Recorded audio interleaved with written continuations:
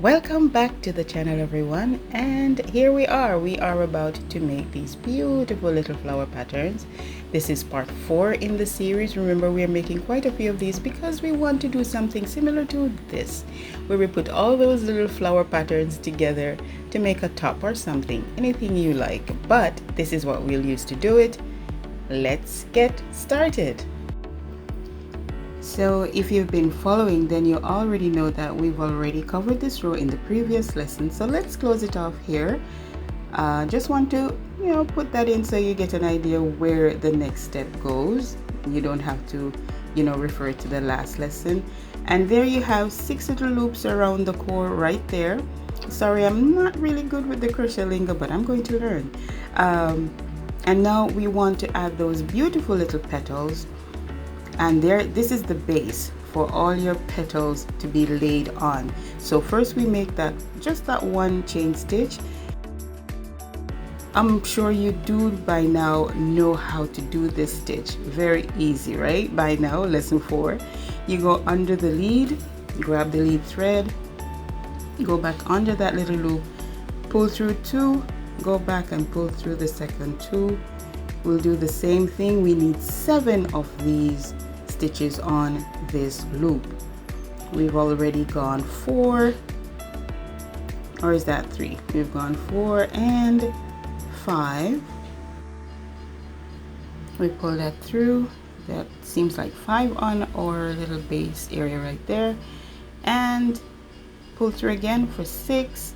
We have one more, and look at how beautiful that's coming along. Isn't it nice? Let's do one more that will complete this little section for 7. In this case, I did not make that extra chain.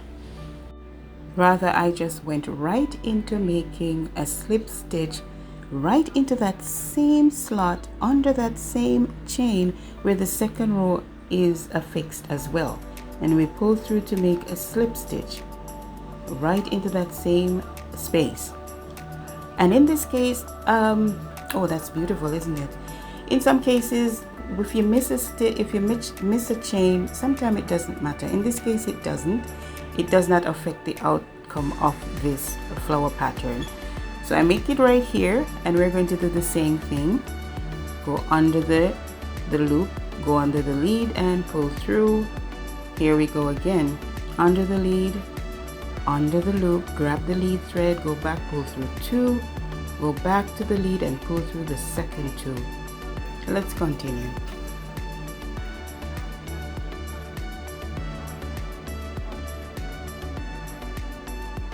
And as I said before, sometimes you miss a chain and it doesn't matter, and sometimes you do and it makes a big difference. So you do have to be careful sometimes. In this case, as I said, it will not affect the outcome of your flower pattern.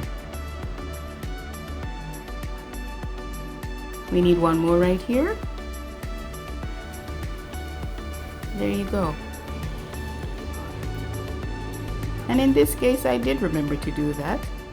And as you see at the end, you will see that it does not affect the pattern, the flower, in any way. As you can see, those 2 little petals look really beautiful.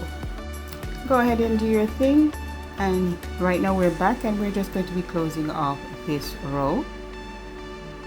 I hope you've been practicing, because look at what we've done. Made that extra chain, and we are going to go right back into that same slot as you see where my needle is headed, and pull through for that slip stitch, and look at that. Your row is complete, and look at how amazing those beautiful little petals are. Alright, lesson 4 is completed. And when we come back, we are going to be making those chain loops all around the flower pattern right there, because this is what we're going to be using to attach each of these flowers together to make something like this. I want to thank you so much for your support, and thank you for watching. Please tell me your thoughts in the comment section below. We'll see you in the next one. Walk good.